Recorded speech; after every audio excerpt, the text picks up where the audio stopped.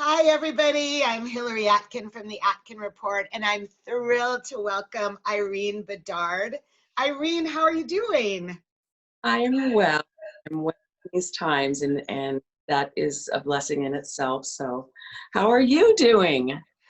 Well, weathering this pandemic like everybody else, but I know especially for actors, it's particularly hard. You were working on CBS's FBI's Most Wanted when this whole thing hit. So I'd love to hear your story. What were you shooting right when, this whole thing just upended our lives? Well, actually, I'm going back and forth between Vancouver um, and out in the Brooklyn area and around there. I was working on a CBS All Access project, um, uh, The Stand, Radio Nowhere, um, and then so I'm a gunslinger on one side, and then on the other side, I was playing the part of a in the was in the military, and he was lost, and so she has her granddaughter, and it's just a beautiful storyline that FBI's Most Wanted has. So I'm excited. But we had to, shut down. I had 2 more episodes to film, but I think that maybe it was the right thing because of how everything turned out. But and it has continued to turn out, and so we have to just take care of each other now. Well, as far as you know, though, is the crew going to go back and complete the final episodes of the season? I don't know yet. Yeah, there's still everything's so up in the air with everything right now, and we all want to get back to our lives, but in so many ways, what I think is so interesting is we've all also learned how to continue to work together in this way, and in some ways, it's opened up other ways to communicate with each other, and maybe even on some deeper levels. So that's a good thing. There's always positive when you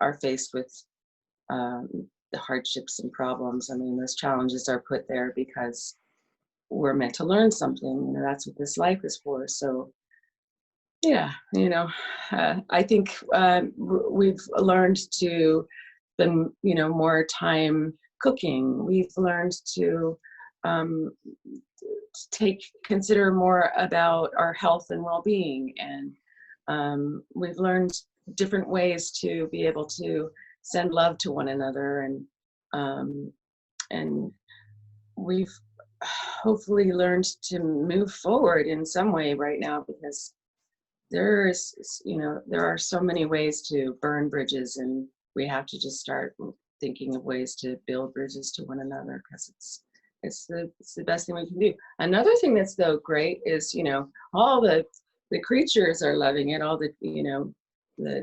sea have had their greatest hatch in years or decades, and dolphins showed up in the Venice canals in Venice, Italy. So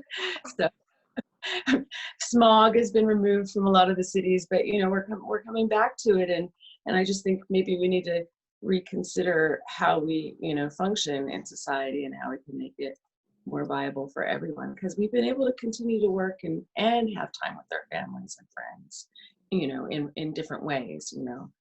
So Yeah, I agree.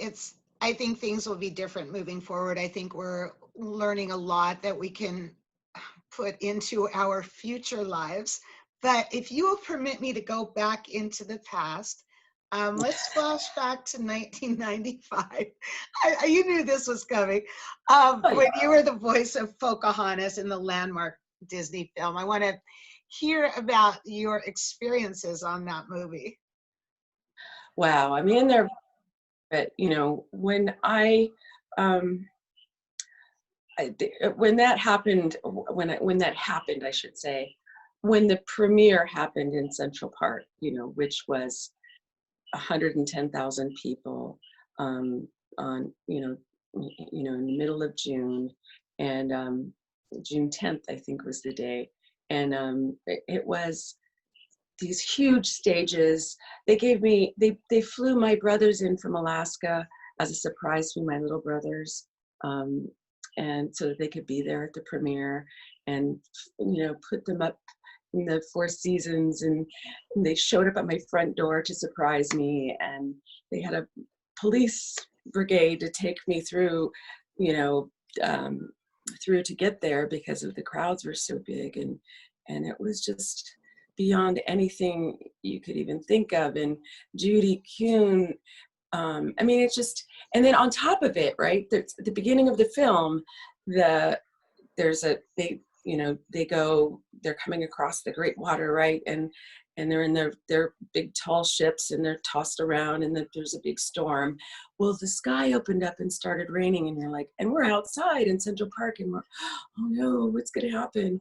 And then just as soon as it stopped raining on the film, it stopped raining in the park.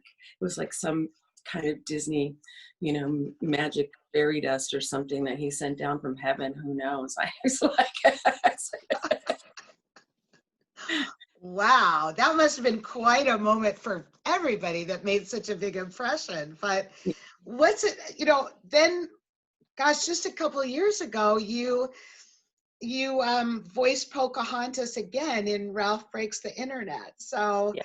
You must have had a lot of reflections. I want to hear about that recent experience. Well, so we went to D23 a couple of years back, and when I say we, all of the Disney princesses that were available were there, and it was really amazing. We're backstage, and people are, you're running into John Lithgow and Whoopi Goldberg, and and they're taking us back, and they're getting us our pictures and everything, and then we're hustled backstage, and then, there we all are, and the audience was full. So each one of us went out there, and from Jodie Benson, Paige O'Hara, Linda Larkin, I introduced Anika Noni Rose. So we just kept, introducing each other, coming out on stage, and the roar of the crowd just kept getting bigger and bigger and bigger. By the end, I was like, we are like the Beatles, man. It was amazing. And what was also fun about it was to be able to kind of poke fun at a lot of those princessy things, and just those, hey, we're all kicking back in our regular stuff, we're regular people, and yet we can still save the day. And I love doing animation. It's, it's kind of like getting to be Santa Claus your whole life. It's really, you can't beat that sisterhood. It's the best sisterhood in the entire world, and they are friends for life, and that's great. It's beautiful. Well, you do have a beautiful voice, and there's a couple other people I want to mention who do as well, whom you've worked with, and that would be Jay-Z and Beyonce. Oh. So let's hear about working with them on their project. Well, so I was out. I'm a special counsel for the Cities of Peace, and after what happened at Standing Rock, my name Irene means peace. So there are a lot of things that are in line with what I believe about how we need to build those bridges, right? So I had gone out to Standing Rock to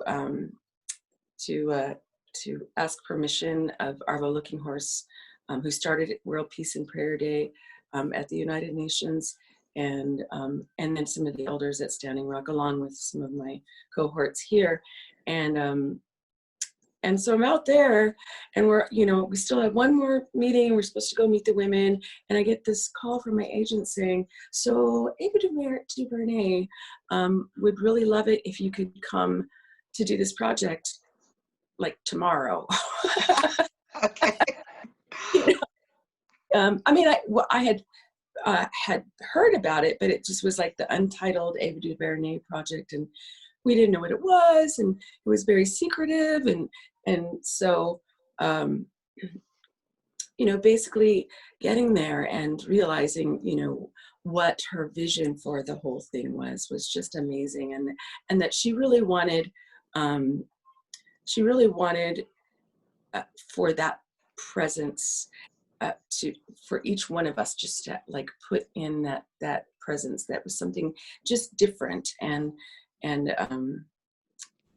so I really wanted to be able to portray the red and the black is that sort of northwest coast, or southwest, and then the tattoos are, I'm Inupiaq and Yupik, so those are traditional tattoos. The red line is more the eastern tribes, or the like the Dakotas, and then I wore something more Eastern on the front of me, so I sort of represented all the directions. And it was pretty amazing to be able to say, hey, you're playing the President of the United States 444 years from now, or the co-president, that a man and a woman have to always be serving together. And then the story that she told in relation to the song, but actually none of that was shot on, I don't know whether it was the same day, or I went in very early and was done half day, so I don't know. I actually haven't met them yet. I would love to. I'm sure you will. Another really cool thing on your filmography is Smoke Signals, which had such a big impact, I think, on awareness about Native American communities, mostly because it was a contemporary film and you were in it, and it was very highly acclaimed. So what was your experience like working on that movie? To me, that's another one. It's a one that has become a cult classic, and it is a cult classic in particular with Indigenous people. But then the concepts that are in it are very Joseph Campbell. It's the story that is told all around the world. The story of the twins or the brothers that are rivals in some way. But they're set on a task to go out and find some treasure or bring something back to the people. And then they meet things like cyclopses and, run into all these, tragedies and issues and turmoil and all that. And generally then they find at some point when they're just can't even do it anymore, there's some kind of sustenance that's brought to them, and generally that's in the form of a woman, and or a song, Susie song. So and then and then they are transformed, and when they go back, they are the true heroes, right? And they have formed a stronger bond as brothers, right? And they brought something back to the people. Well, that's a story all around the world, and that's what this story, Smoke Signals, was. When I read it, I was like, oh, I have to do this. I will walk and go and do this, and I will walk from LA to Spokane, Washington, or Coeur d'Alene, Ohio, Idaho. But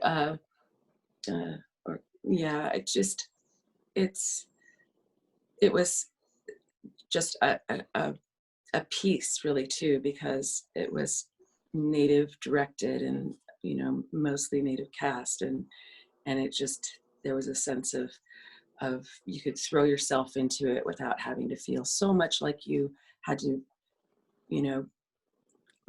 tiptoe on, like worry about being the ambassador of history and culture and people's understanding of the culture, or having to be a teacher, so it was really, and I laughed so much. My cheeks hurt. We just made each other laugh all the time. Every time I see Evan Adams, the first thing we do is just burst into laughter. Like, The more laughter, the better. And is there going to be any on your upcoming film Heartland, which you're in with David Arquette, Francis Fisher, David Mid-Thunder, Marielle Hemingway. I don't know when it's coming out, but tell us the latest on that. I don't know anything as well. I did receive an email maybe a couple months ago saying, that they were going to have just a closed cast screening or something like that, but in LA. But that was right when the pandemic, when everything hit, and it was smarter to just stay with my family. And my son just turned 17, so he's about to go out the nest and get to be around. That's what I do.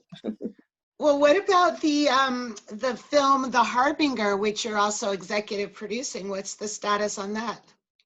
No, we just finished, and we're just finishing a first edit, and we're hoping that we can continue to do it's a trilogy, and it is a tale of good versus evil. So thankfully, I get to be on the good side again. Well, speaking of good, it's been so wonderful to have you. Obviously, you're, despite everything, very busy, immersed in so many projects. And I want to, since this is Hillary's Happy Hour, I want to propose a toast to you and your continued success, good health, and good fortune. And to thank you so much for joining me today. Yeah. Thank Hello? you. Hello, can you hear me? Yeah. Oh, there you are. Hi. Okay. Well, All right. So do you have your own toast as well? I was waiting, actually. I think we had a little computer glitch here. yes, we did. Could you still hear me? Yes. I'm like, hello. Well, cheers. Cheers And to you. may we all come together and in healing, peace, and harmony. And I hate to be sounding so like that in some ways, but in other ways it's just like, man, the more we can say that, the better to one another. The more we can hold each other up, and just whether we it's through the screen or whatever. That's that's what we are. We're social beings, and we want to love one another, and we don't want to make this a worse place to be. We want to make this a better place to be. So yeah, cheers. Cheers. I agree with everything. Thanks again. Thank See you you. soon.